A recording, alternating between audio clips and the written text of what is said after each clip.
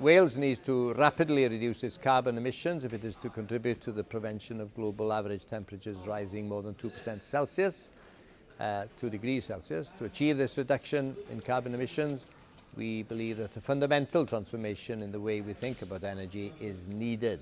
By energy, we don't just mean electricity generation. We also need to consider the implications of how we generate heat in our houses.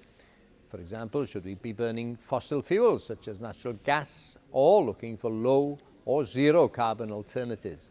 We will be looking to answer questions such as, can we decarbonize our energy system at a sufficient pace to achieve the necessary reductions in emissions? What are the challenges to achieving this? And what's stopping us making houses more energy efficient?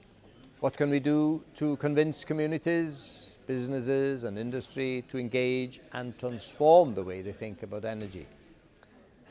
For the full explanation of our work on this inquiry, you'll need to take a look at the Assembly's website.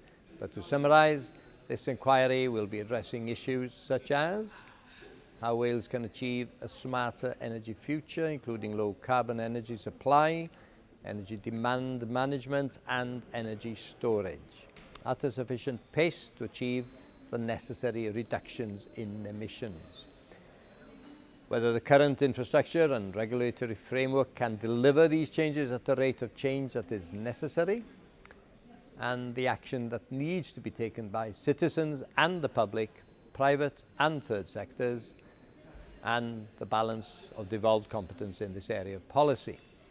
Now, if you're interested in following the inquiry's progress through the Assembly, you'll find the inquiry and all of its supporting documents are available on our website, www.assembly.wales. We will also be providing regular updates through Twitter account at SeneddieNV. You can see more details of these consultations and information on how to respond on our web page. Alternatively, get in touch with one or more of your local Assembly members to discuss the inquiry.